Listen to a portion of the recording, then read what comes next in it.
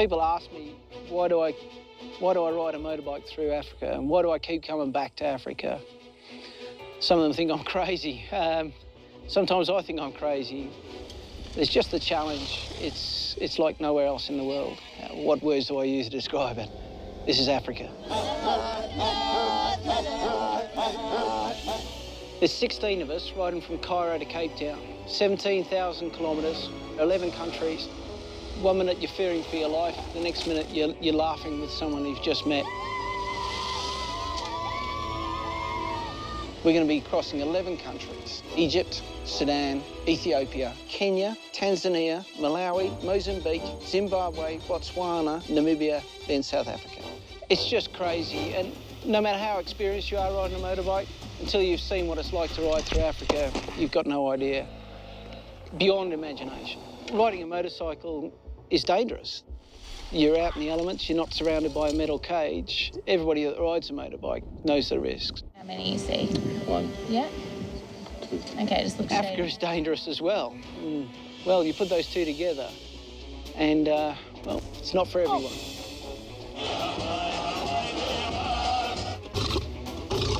It's tough to be away from home for that length of time, be away from your family. There'll certainly be times when I will be thinking I'd prefer to be at home. You're in a very small group of people if you've ridden a motorbike from Cairo to Cape Town. Riding motorcycles from the top to the bottom of Africa may seem like a crazy idea, but for adventure motorcyclists, that's the challenge. Now, we've been following Jack and his team riding their bikes from Cairo to Cape Town, and it hasn't been easy. They've been battling bureaucracy, security concerns, and border closures, and some of the team are getting anxious. So far, they've ridden from Egypt to Kenya, which is a little under halfway. With Tanzania, Malawi, Mozambique, Zimbabwe, Botswana, Namibia, and South Africa to come, they still have a very long way to ride.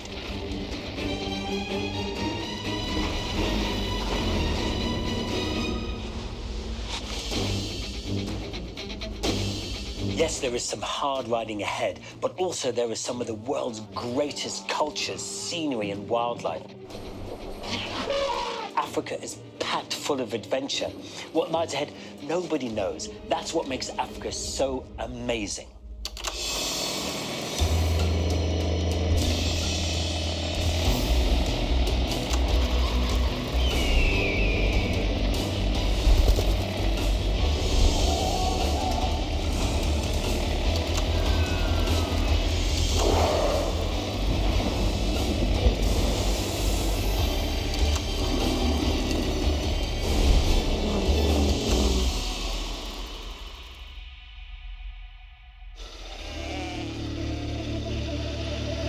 The stretch that we're on now for the next 300 k's is sort of very well known for bandits. It's sort of bandit country. We've got Somalia just up over there, and this is sort of where Ethiopia, Kenya and Somalia meet, and there's a lot of trouble going on in Somalia with Boko Haram coming in and sort of, doing their thing. I think today I'm going to be a lot more switched on and, looking ahead and seeing what's going on, and yeah, I think I'm definitely more aware today, more aware.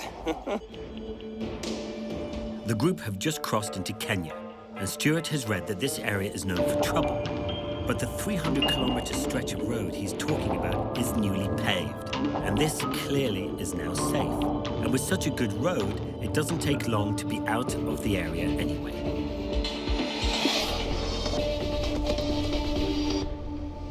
Every country we go to is different. The people are different, the customs and so forth, the way that the local people approach us and interact with us.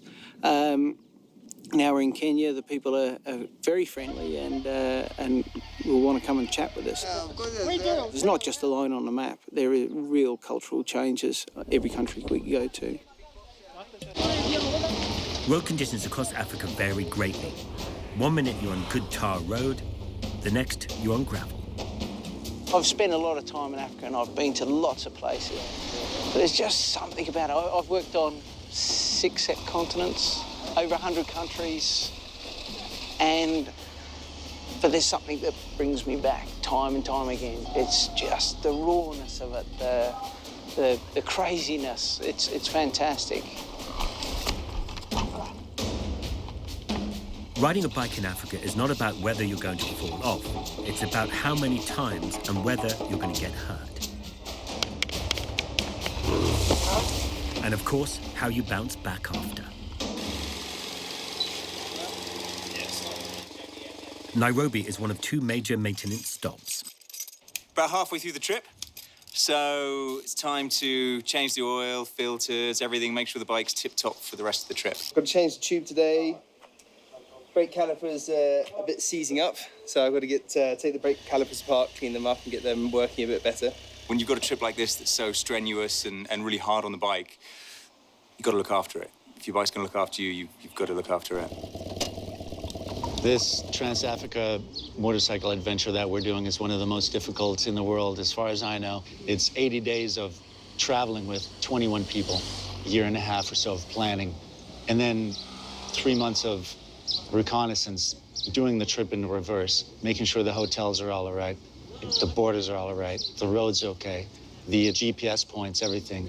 Transporting the vehicle, the support vehicle, the trailer, the motorcycles from all of the countries. It's a crazy situation. Hey, Bane. Yes, Justin? What do you get when you cross a monkey in a minefield? I don't know. What do you get when you cross a monkey in a minefield? Baboon!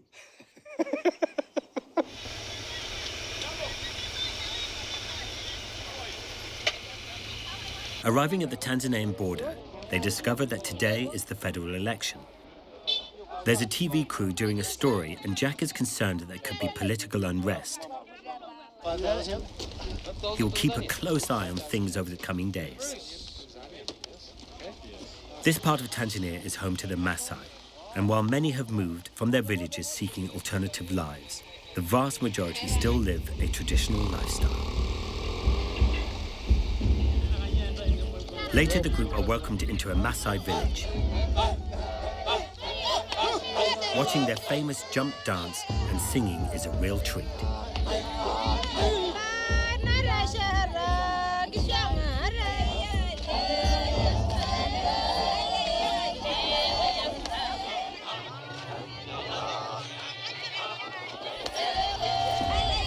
Maasai are semi-nomadic, and their lifestyle centers around cattle. In the Maasai culture, a man's worth is measured in cattle and children. The more, the merrier. Boys are responsible for looking after cattle, and the girls do the milking, cooking, and making their iconic beads.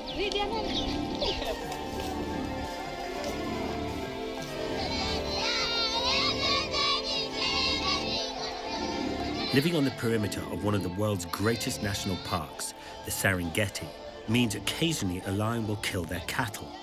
In retaliation, the Maasai hunt and spear them. Some tribes believe that to become a Maasai warrior, you must first kill a lion. It's like a rite of passage for the young men. Stay there, I'm going to do it again. Have your arms up, go on. That's it. We swapped the bikes for some Land Cruisers to come into the game park. The wildlife here is amazing. You know, to see 100 or 1,000 elephants all together at one place drinking in the evening. To see wildebeest or zebra in huge numbers, or even to see a single lion, that experience, you don't get that. This is the only place you get to see that. It's pretty awesome. I mean, that thing is right there. Right there.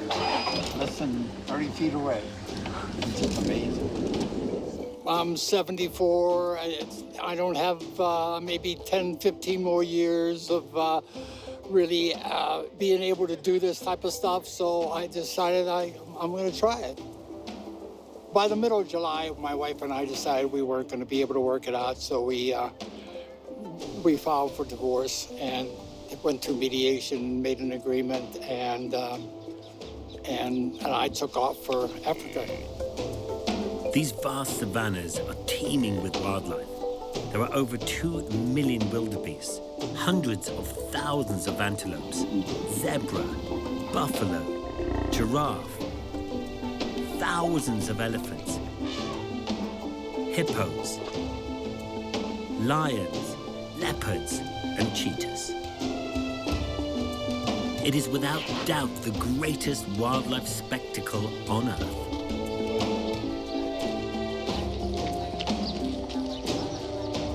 These last few days exploring the Serengeti will go down as one of the absolute highlights of the expedition. But it did mean a few days off the bikes, and everybody is pretty keen to get back in the saddle. The Tanzanian elections have been held this week, and the results have been dragging on, with accusations of vote fixing. One of the most disputed regions is the island of Zanzibar, where the group are scheduled to visit in a couple of days. Last night, some of the news on the BBC looked like it was getting a little bit nasty, but we haven't heard any reports this morning or any updates, so it might have just been a very local little scuffle with a little bit of army and a little bit of police, and it might all be okay now. Jack discusses the political situation with the assistant manager of the hotel. He describes rioting and violence. And there has been some problems in Zanzibar. Really? Regarding the elections, just yesterday and today. A few cities have had some riots, some problems up to now, but that's usual. While Jack assesses the situation, Stuart and Max progress their plan for Stuart's upcoming marriage proposal. Stuart plans on meeting his girlfriend in Cape Town and popping the question when he arrives there. Bang, done. Sent. Basically, what's happening is that I've never met Lauren's father, and how long have you been dating Lauren? 4 years. 4 years. Yeah. Met her dad. And yeah, I think I've got, it's tradition to ask the father before you propose, so I need to call him and ask, but I'm a bit scared, to be honest. It's 3:30 in the morning, and we found out late last night that the troubles have settled down a bit in Zanzibar and it's safe to go, but they've moved our ferry times forward. So it's a 3:30 start this morning. Zanzibar has often been described as paradise. It's not hard to see why. There's history, culture, and beautiful beaches. But today, there's also a sense of unease. There's a certain amount of police and military presence, surely a lot more than normal. The elections have caused a certain amount of tension in the air, that's for sure. There was a lot of news, obviously, about the elections, and Zanzibar had their votes null and void, so they were a little bit annoyed for some reason. We found it all fairly safe so far, and we're enjoying our stay, and I'm sure it'll all be good. Later that night, an explosion woke them up from their sleep. A protester threw a grenade into an empty marketplace. So yeah, we were sort of staying in the hotel, and someone thought it would be a good idea to let a hand grenade go off in the market, which woke us up in the middle of the night. But not everybody is unhappy with the election results. On one side of the island, they throw hand grenades. On the other side, they dance, sing, and celebrate. It's such a contrast for an island. There's just a 2-hour drive from one side to the other. I guess that's democracy at work. It can be a funny place to grow up in.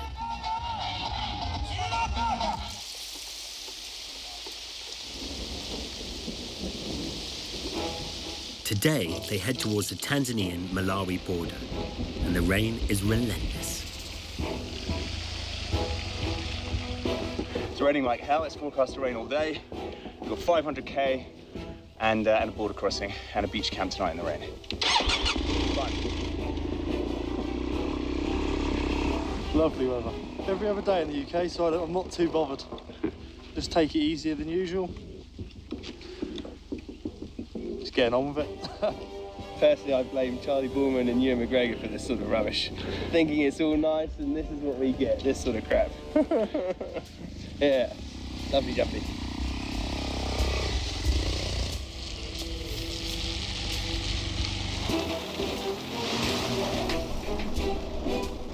Fortunately, the rain eases and conditions improve. But the telltale signs of treacherous roads and not enough caution litter the sides of the road.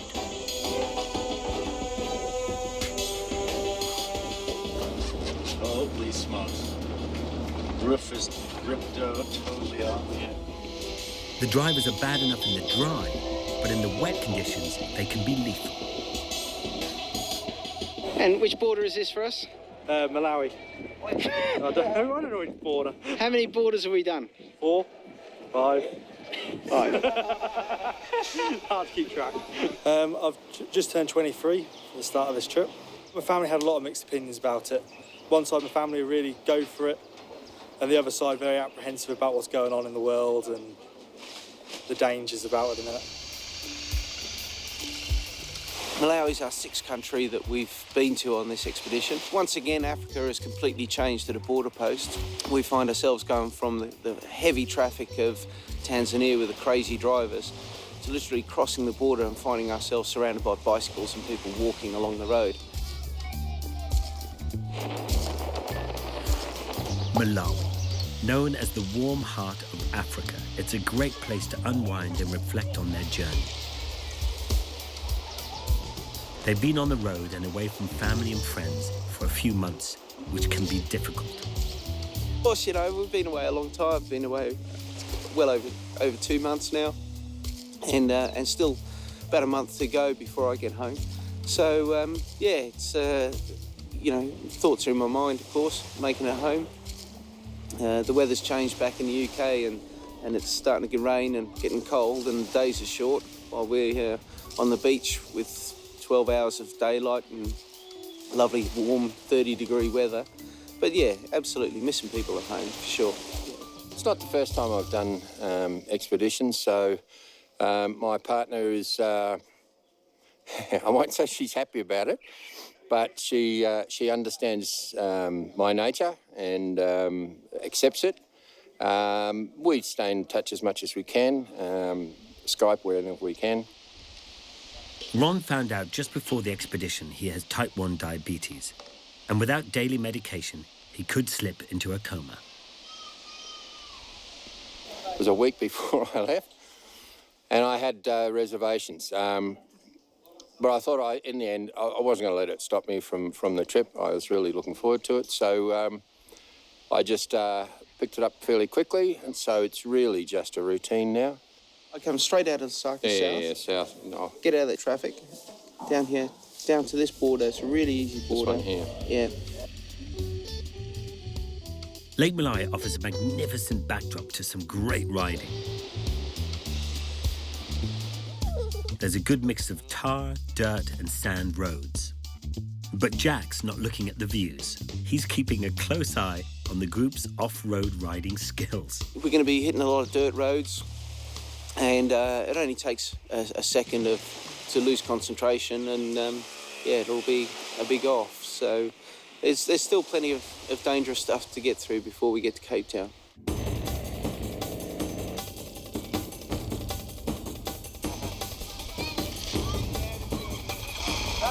Bye-bye.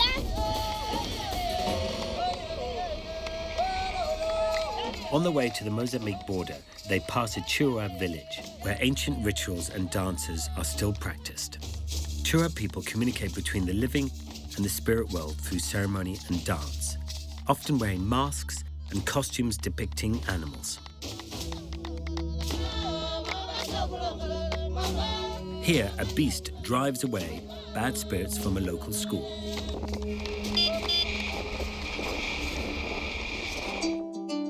From Malawi, they pass through Mozambique and enter Zimbabwe. Welcome to Zimbabwe.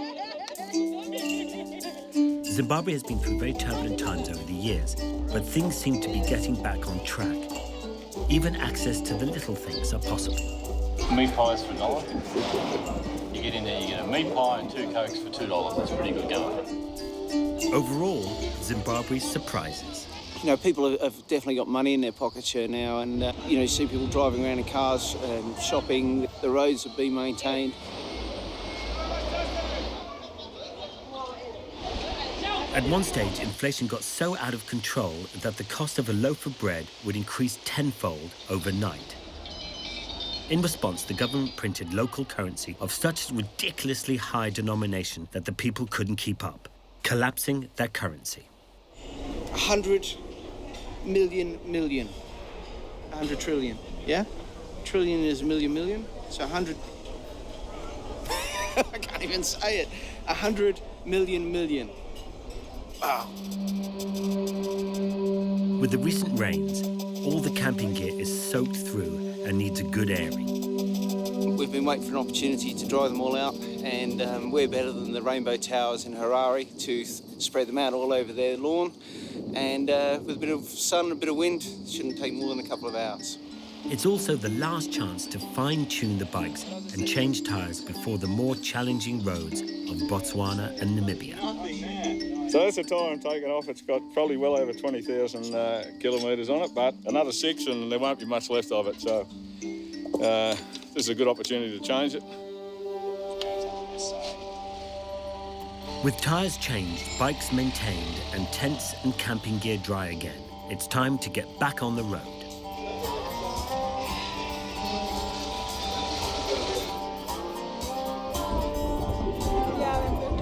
You going to church today? Yes. Yeah? Okay, where's the church? Behind the shops. Behind the shop? African Apostolic Church. African Apostolic Church. Okay.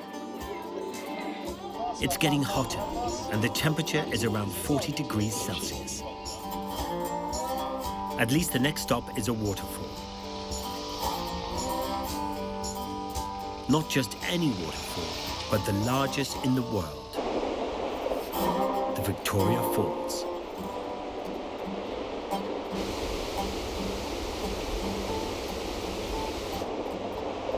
The deafening roar of the waterfall can be heard 50 kilometers away, and the water mist can reach 400 meters. It's no wonder locals call it smoke that thunders. It really must be seen to be believed. It's also a good chance for Justin to show off his stuntman skills. Can't tell I'm perspiring, can you? Before tour guiding, Justin spent 20 years working as a Hollywood stuntman. It's probably just another day in the office for him. Go for it, enjoy, man. Enjoy, my brother. 4, 3, 2, 1, push it.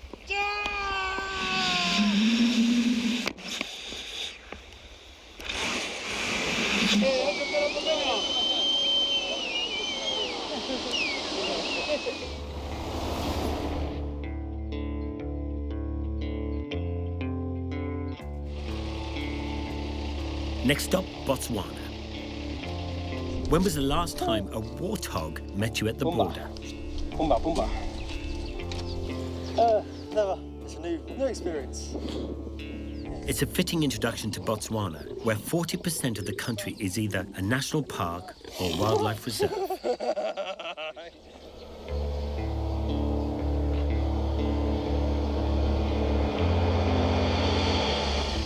There are more African elephants in Botswana than anywhere else in the world. It's not even unusual to see them walking along the side of the road. Botswana also marks the beginning of more challenging tracks. The road so far has been good. Lots of tarmac, some roadworks and some bad roads up in Ethiopia. What we're going to go into now is tougher stuff. These roads are changeable. Up ahead, there's plenty of gravel and sand. Some riders are a bit anxious, so Jack discusses alternative routes with them. In contrast, some of the others actively seek out the tough stuff. Stuart, Max and John ride to the Makdagadi salt pans. With an area exceeding 12,000 square kilometers, these salt pans are amongst the largest in the world. But it's deceptive riding. There's a thin, dry surface covering a muddy base. We first arrived, we got out onto the plains, all three of us, and we saw this little one, and we thought, oh, we're here! So just go, whoa, ball out into this plane, and then suddenly, we just bury the back wheel, and we get totally caked in mud. Once we got to the centre, it was like ice skating. Yeah, ice skating is the best way to describe it.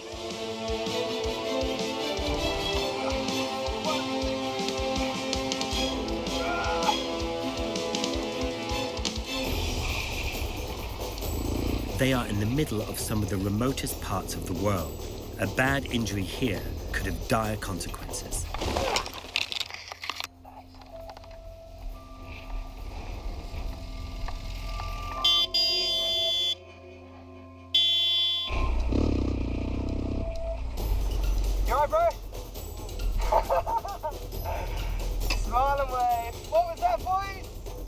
go faster? Fuck, man, look at that. You gotta get a tent up. I reckon you should get back to that. 1, 2, 3. Jack and the others camp in the middle of a baobab forest. These magnificent trees can live for up to 5,000 years. They're such an iconic tree here in Africa.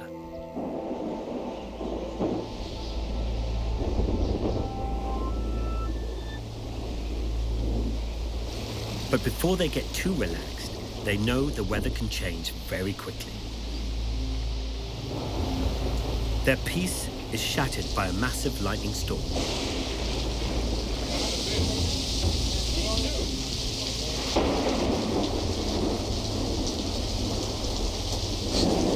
A land of extremes. At the moment it's 35 degrees. Big thunderstorms just come through. It's hailing and raining on us. We're in Botswana. This is just unreal. The group split up a bit. A couple of the other guys drop onto the salt pans, but well, I think that's changed their plans as well. Wouldn't be a good idea to be out in the salt pans with this storm coming through. We decided to camp. We're camping with our bikes here, just look behind. There is a serious lightning storm. Stuart, Max and John are about 50 kilometers from the group and have avoided the storm, but it's heading their way, so they've set up camp to wait it out. At night, we have a cup of tea. Yeah, my whiskey. So we spent the whole night, I think I spent till about 2:30 awake, just thinking every noise I could think I heard that an elephant or a hyena for an hour, then woke up at 3:30 with a massive lightning storm and rainstorm. It really came in, didn't it? Yeah, so huge, massive rain, massive lightning. And there's lightning striking all around us. It has been all night, and we've got another 2 hours until first sunlight.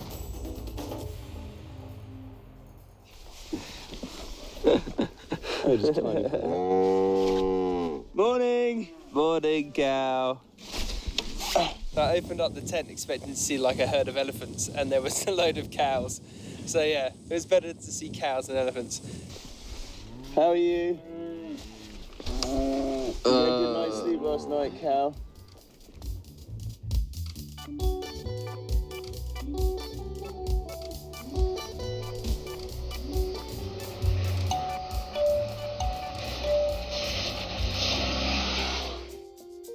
This morning, the group are on their way to one of Botswana's highlights, the Okavango Delta. Often described as the jewel of the Kalahari, the Okavango Delta is an incredible wetland within the dry desert. It's one of the most stunning wilderness sanctuaries in Africa. It's also great to let someone else take control of transport and navigation for a while. But Jack didn't come on the Delta today. He has other concerns. Tomorrow, they enter Namibia, and the gravel roads they'll encounter has him worried. He's been working with Justin to develop some exercises to help build skill and confidence. Short. Just turn around. Huh? There's a good track through. It just goes in at the other end. Which is we've made it this far without any serious injuries, and it would be nice to, very nice to continue that. The exercise they've devised is a race to paradoxically be the last to the finish line. We teach them balance, confidence. There's some skills involved. It's using the controls of the bike, the dragging the back brake, feathering the clutch. It's and the throttle as well. So it's a good little skills package and a bit of fun to do on an afternoon. But when it comes to motorbikes, even the pros can get it wrong.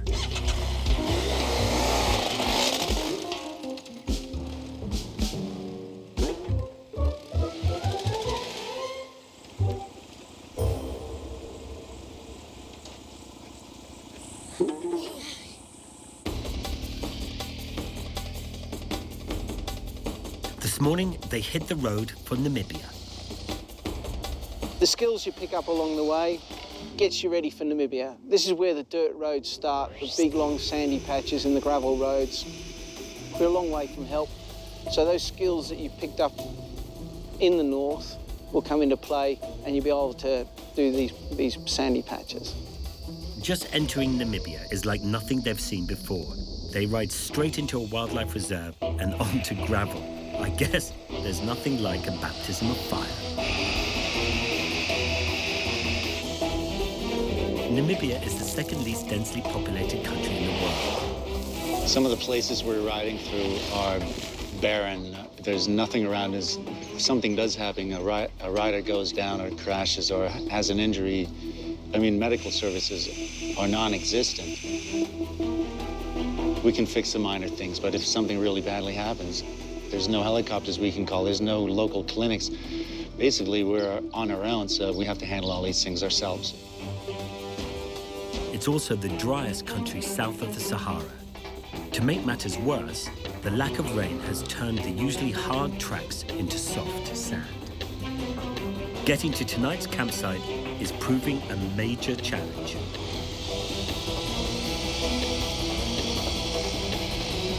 Do you want to go up to the camp and see if they've got a truck or something that can come and get us, and security to watch the bikes? And I'll stop anyone else coming in. With the group already nervous, Jack and Justin arrange a secure lockup for the bikes and four-wheel drive transport to camp. But a few of the guys have already headed down the track.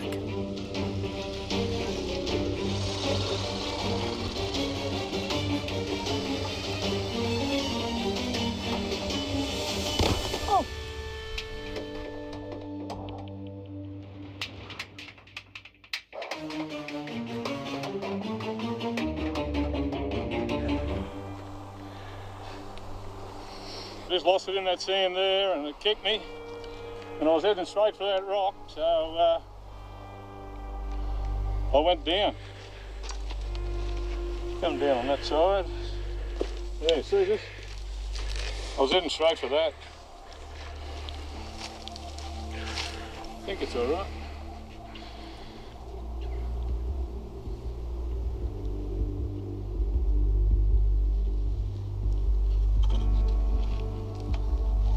Ray was lucky. His fall could have been much worse. He was able to ride away from this one.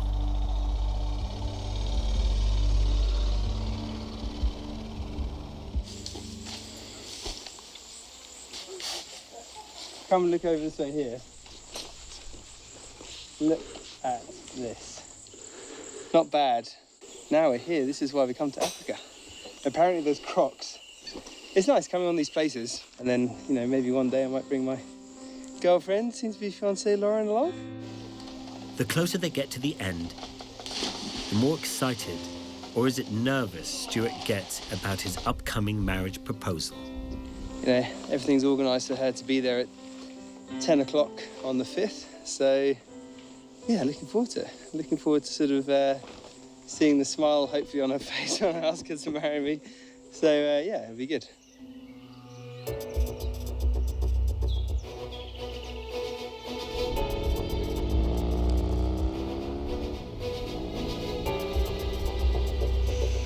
With only 10 days left, they take this opportunity to go on their final game safari in Etosha National Park. Situated on a massive mineral pan formed over 1,000 million years ago, Etosha is southern Africa's finest reserve.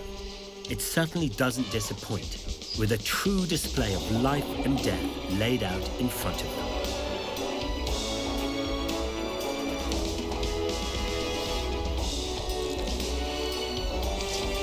They witness the largest elephant herd they've seen. All the male bulls stand guard while the females and young elephants cross in front of their vehicle. Even the juveniles practice their intimidation skills. It's a magnificent sight.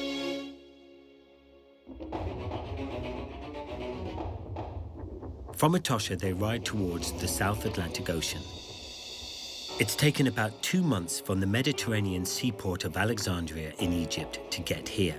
Crossing the entire African continent, they can now finally stand on the edge of the Atlantic.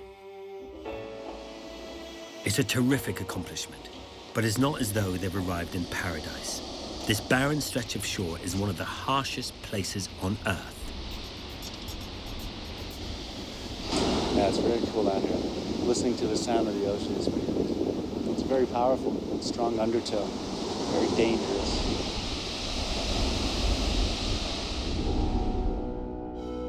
From the coast, they push back towards the Namib Desert, the oldest desert in the world. This brutal terrain is one of the driest and most inhospitable landscapes on Earth.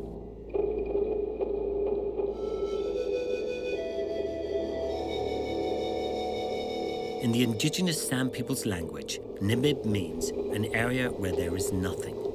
It's a pretty apt description.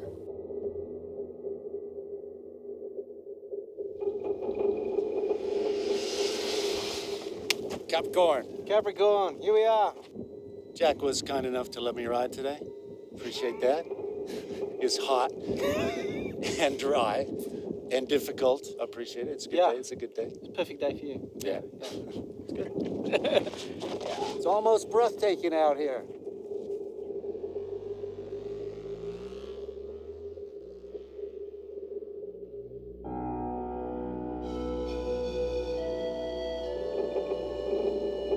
The remoteness and isolation is both beautiful and unsettling. Villages or towns are far and few between. They rarely even pass a car.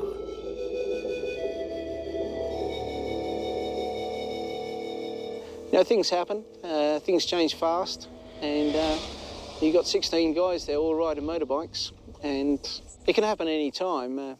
You know, a high-speed accident, yeah, could happen.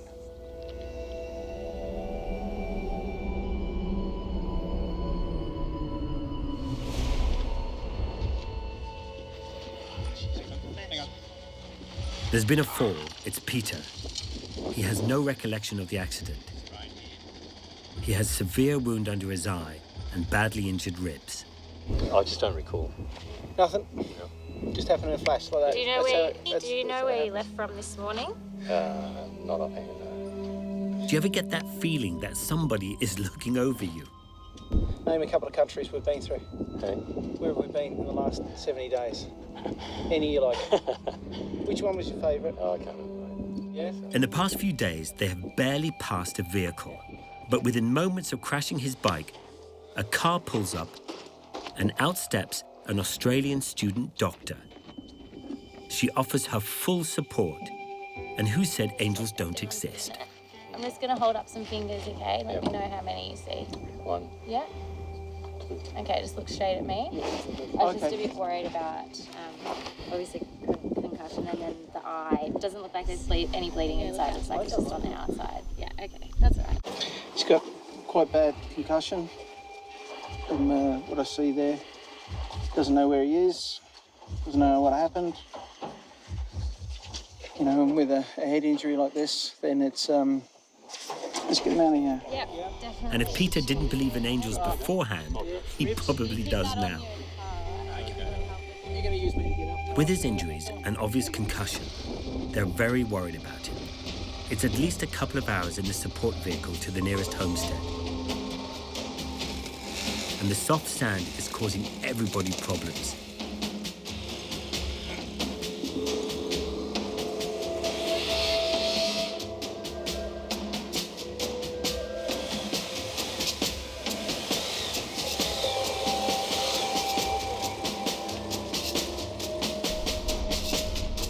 Less than a few minutes later, the support team come across another injured rider. It's Ray, also a victim of the soft sand. I kept accelerating through it, and then I just... You came loose and down you went, huh? Away I went, and it just threw me off.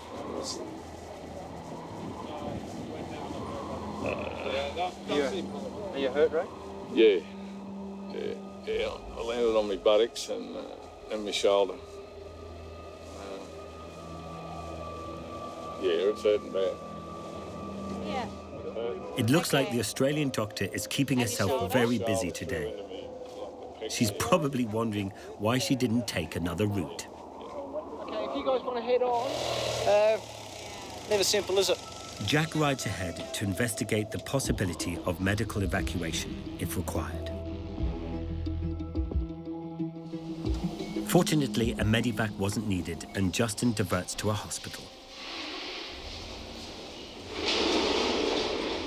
Motorcycle or cyclist's injury whilst falling on shoulders. Ray has a dislocated collarbone.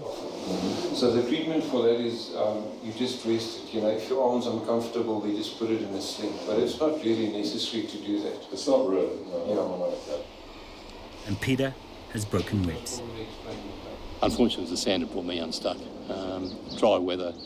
They haven't had rains. They expected rains a month ago. They haven't had them, and as a result, the surfaces have become really sandy. So that brought me unstuck. This is pretty well the end of my ride, I'd say now. It's after 3 months. That's okay. That's part of the deal.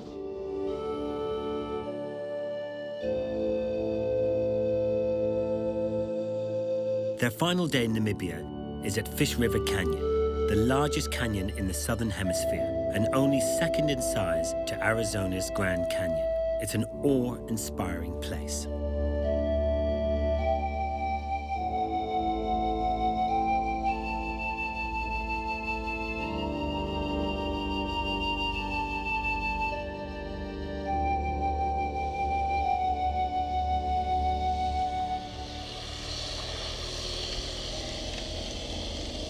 It's now time to leave this rugged yet unbelievably beautiful country of Namibia and head into South Africa, the final country of the expedition.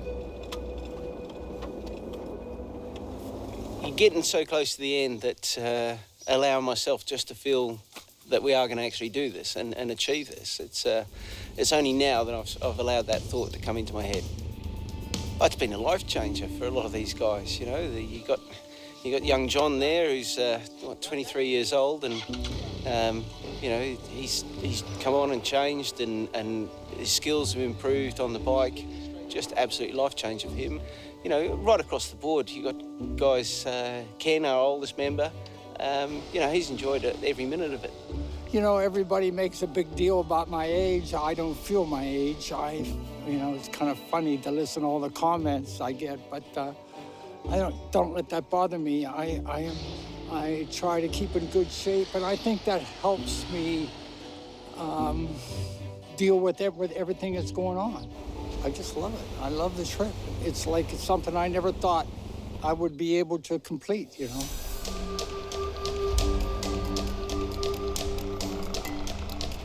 After 80 days of almost continuous riding, they are now